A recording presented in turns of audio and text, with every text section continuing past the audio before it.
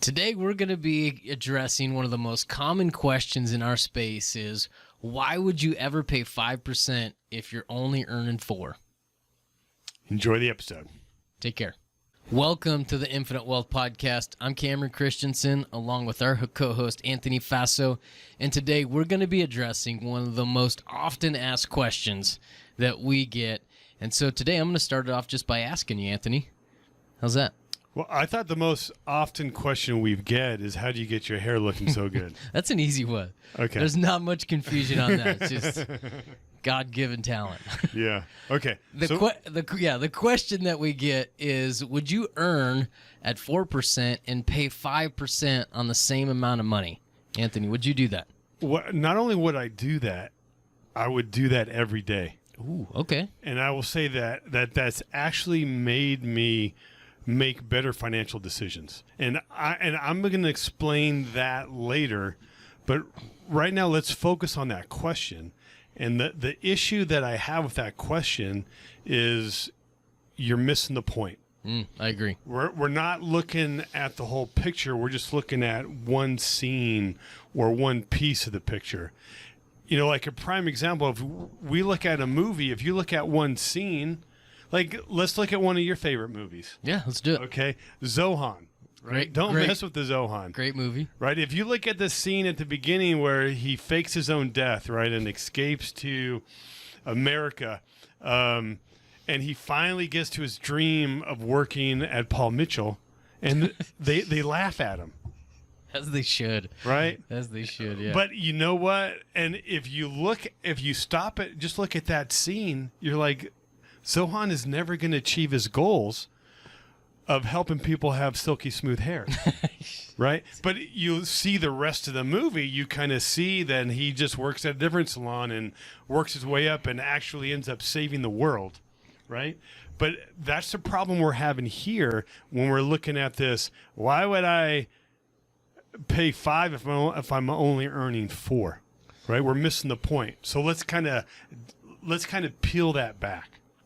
That sounds great. And this question often comes up, right, to be very specific, is when we're looking at kind of the growth on a policy, right? If you look at the number it's going to grow around 4% every single year. Mm-hmm. And so that's your growth. That's how the policy is accumulating and growing. And then when you take a loan, a lot of the insurance companies that we use are going to be charging 5%. And so a lot of people look at that scenario and they do not think the same way that Anthony does. And they think, why would I ever do that? Mm-hmm. So, Anthony, right, you already kind of touched on it. What's the first thing that we need to look at? We're going to break this up into 2 parts. Well, there's 2 pieces. For one is we need to store our money somewhere.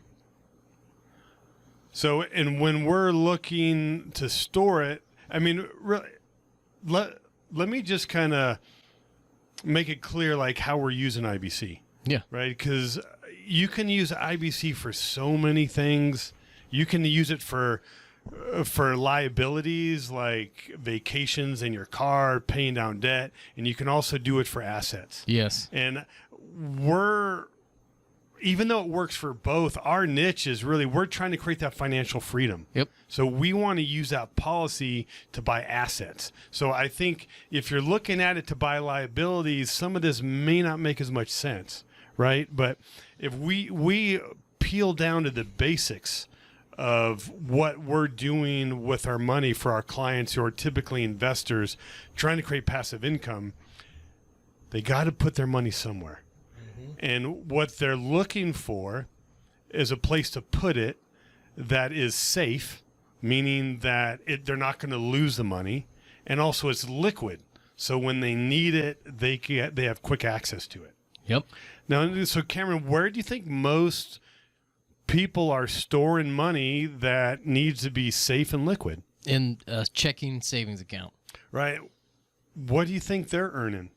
Well, I know they're earning nothing, but if we're to put a number to it, it's 0.01% or, maybe a CD at maybe 1%, 0.75. Yeah. So what we're really comparing is where we're storing the money.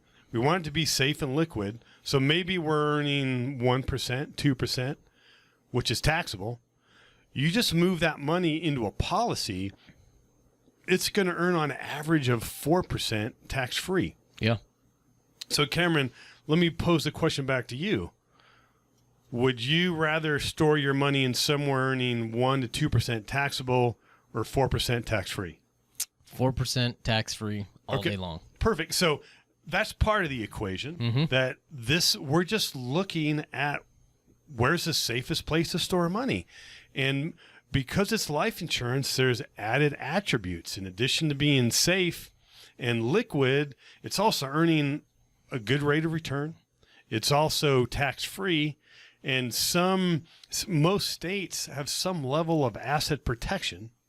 And really the biggest advantage is being able to use that money and it's still compound. And I don't know if we're going to be able to dive into that today, but you look at some of our other content and we can explain why we never break the compound interest curve when we're using infinite banking.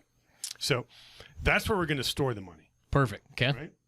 Now, the second part gets to be is we don't want to just store the money. Yeah. What are we going to do with it, Cameron? We got to use it. We got to put it to work, right? So one of the worst things that you can do with cash or money is just let it sit. And so we often refer to the policy as the and asset. And so if you've listened to any of our podcasts, we are advocates for keeping money moving, keeping it in motion. Half of the podcasts that we do, every other one, is us highlighting opportunities, whether for business and or real estate. Exactly. Yeah. So now that we've got the policy and we have, if you want to tap into that money, and here's the key thing, we're not taking the money from your policy, we're taking it from the insurance company. Okay? And we're using their money, so we're going to need to pay them interest. And if they're charging 5%, so that's what our cost is to get access to the money. So Cameron, let me ask you this. Would you pay 5% to earn 9%? Yeah, absolutely. So we can almost end the podcast right here, right? Because we got to break it up. I mean, how many times would you not pay $5 to earn 9%? So let's define where we're earning 9%. So in this example, You get me. Exactly. You're excited. I know where you're at, but I don't know if our listeners are tracking. Right. So now what you've done is you've separated two things. Typically what somebody's doing is they're looking at the policy growth of 4 and the borrow or the loan rate at 5. And they're saying, hey, here's a scenario that we need to compare. And what we're saying is we don't want to compare those two. What you really need to compare is the amount that you're paying, the 5%, versus whatever you're going to go and take that money to use for, right? The investment. And so is that accurate? You're assuming that somebody can earn 9%. Okay. Yeah. Awesome. Yeah, and that's not unrealistic, particularly in real estate or if you're doing notes or like there's many of investments that can pay much higher than 9%. Couldn't agree with you more. So why do people kind of get tripped up on that, do you think?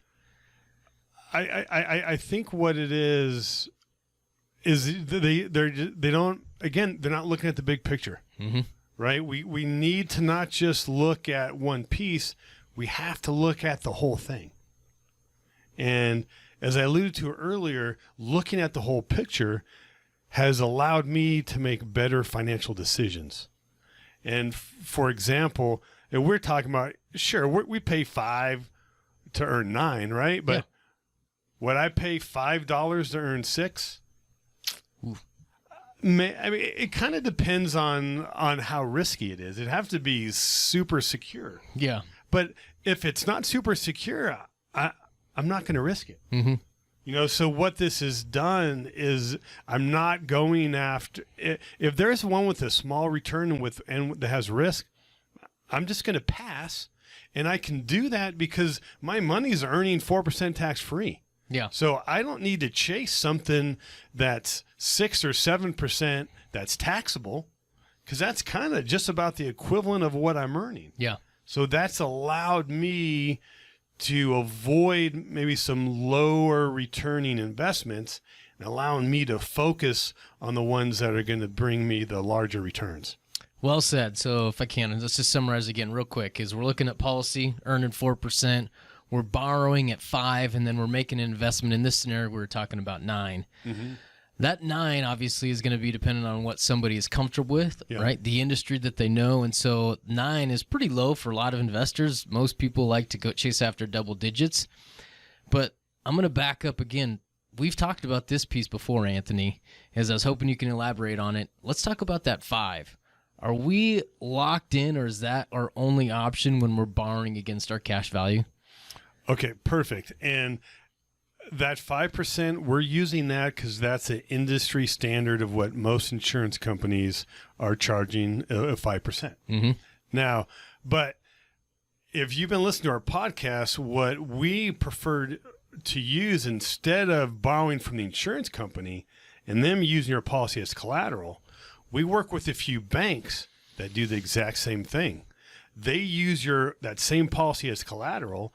Instead of borrowing from the insurance company, you're borrowing from the bank. Mm-hmm. And we just did a podcast on that probably about 4 or 5 episodes ago. So I would recommend checking that out because we discussed the pros and cons of the life equity line of credit, which we like to call LELOC. Mm-hmm. Okay. So briefly, sorry, I don't mean to cut you off there, but briefly, let's touch on maybe just some of the highlights of that.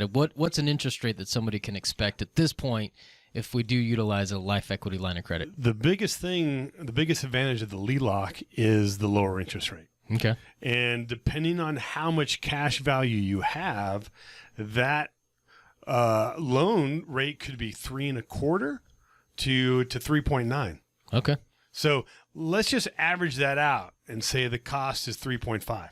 Okay. All right. So, I mean, let's go back to that question that we originally asked. Would you pay 5 to earn 4, but then would you pay 3.5 to earn 4? Absolutely. Right. Yeah. What if we made that even a little sweeter? How could you make that even sweeter? Well, we can.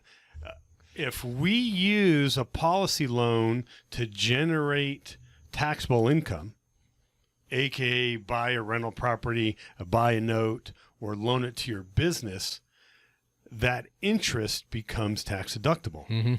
So that 3.5, depending on your tax bracket, might be costing you closer to 2.5. That's crazy. So this is what I was saying earlier. Now it's sweeter. Yeah. Right? Yeah. Why we do this every day? Would you pay $2.50 to earn $4? Absolutely. Right? So you kind of see, if we look at the bigger picture, we got to look at the net numbers. Mm-hmm. Gross doesn't mean anything, right? Because you could have an investment that earns 20%, but if you got to pay your advisor and you have all these other fees, it's all about the bottom line. Yeah. Right. And this bottom line is more accurate, 2.5 to 4%. Mm-hmm. So I'm going to try to bring this full circle if I can, right? So what we just talked about, 4% is what we're earning, 5% here. Everybody tries to compare those two. What we're saying is don't, right? That's a mistake that a lot of people are making. You got to compare the 5% of the policy loan to whatever investment you're going to make. And then we just came back and we addressed the fact that we have some options. We have some opportunities here on that 5% loan rate that exists right now with banks where we can go and utilize that and lower it. And like Anthony said, we can even write off some of that interest. A lot of times, right, the question that you proposed originally was, would I pay 5 to earn 4, right? And what we just went through is that scenario. But a lot of times people just want to use cash. Right? And they say, hey, listen, the scenario that you asked me again was would you pay 4 to earn 9 or 5 to earn 9, right? And some people always say, well, I don't even want to pay the 5. I just want to go earn the 9. Again, I'm going to take you back. We've talked about this several times, but we also have several videos that somebody can watch. Mm-hmm. And so we've got one that's called the And One video that we'll add in the show notes that goes through, and it goes through all the numbers in detail, and it talks about why it's better to pay, why it's better to use a policy than it is to pay cash to buy a rental property. We've also got another video in there that's literally comparing using cash versus infinite banking. Just another scenario, same numbers, lots of detail, right? So first and foremost, paying cash is not the best option. And that's probably the biggest lesson that I learned from Nelson's book. So we've got several resources for you guys. Don't just take our word for it. There's several of them that are out there.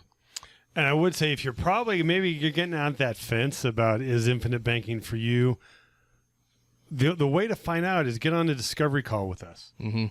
No cost or obligation. We're answer some of your questions. We're going to ask your some questions, and to see if infinite banking can help you achieve your goals faster and with less risk. Awesome. Great point. Go make it a fantastic day. Take care.